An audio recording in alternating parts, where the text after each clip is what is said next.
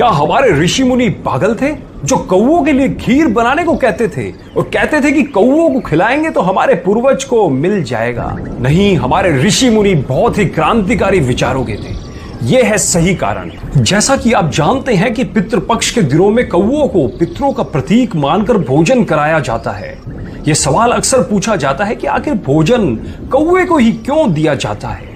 यहाँ कुछ ऐसे ही जवाब और रियल फैक्ट्स हम आपको देने जा रहे हैं जिससे आप जान सकेंगे कि भारत की प्राचीन सभ्यताओं में कौवे को इतना महत्व क्यों दिया गया है और पौराणिक कथाओं में कब कब कौवे का जिक्र आया है।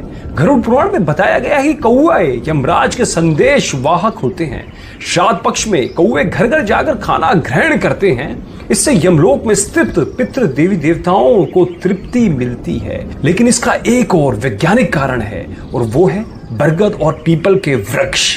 ये दोनों वृक्षों के टेटे कौवे खाते हैं और उनके पेट में ही बीज की प्रोसेसिंग होती है। बिल्कुल सही कह रहा हूं, कौवे के पेट में इन बीजों की प्रोसेसिंग होती है और तब जाकर बीज उगने लायक होते हैं। उसके पश्चात कौवे जहां जहां बींट करते हैं, ध्यान दीजिएगा, कौवे जहां जहां बींट करते हैं वहां वहां पर यह दोनों वृक्ष उगते हैं। दोस्तों, आपको एक बात और बता दूं, पीपल केवल जगत का एकमात्र ऐसा वृक्ष है जो राउंड द क्लॉक ऑक्सीजन यानी O2 छोड़ता है और बरगद के औषधि गुण अपरंपार है। देखो, अगर अब ये दोनों वृक्ष को अगर हमें उगाना है तो बिना कौवे की मदद से संभव नहीं है, इसलिए कौओं को बचाना पड़ेगा। अब आपको एक बात और बताता हूं कि मादा कौआ भादो महीने में अंडा देती है और नवजात बच्चा पैदा होता है। तो इस नई पीढ़ी के उपयोगी पक्षी को पौष्टिक और भरपूर आहार मिलना जरूरी है। इसलिए हमारे प्राचीन ऋषि मुनियों ने कौओं के नवजात बच्चों के लिए हर छत पर श्राद्ध के रूप में पौष्टिक आहार की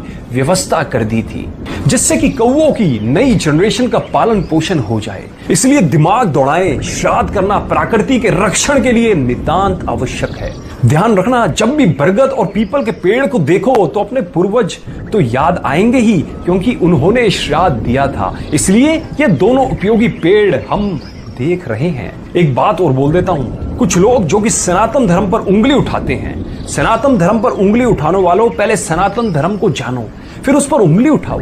जब आपके विज्ञान का कुछ भी नहीं था, हमारे सनातन धर्म को पता था कि किस बीमारी का इलाज क्या है, कौन सी चीज खाने लायक है, कौन सी चीज खाने लायक नहीं है। अतः ज्ञान का भंडार है हमारा सनातन धर्म। हमारे समस्त वेदों में, हमारे समस्त पुराणों में ज्ञान का भंडार भरा पड़ा है और उनके नियम विदेशी शिक्षा पद्धति में पढ़ के केवल अपने पूर्वजों ऋषि मुनियों के नियमों पर उंगली उठाने के बजाय उसकी गहराई को जानिए और आपको पता लग जाएगा कि वो लोग कितने वैज्ञानिक थे।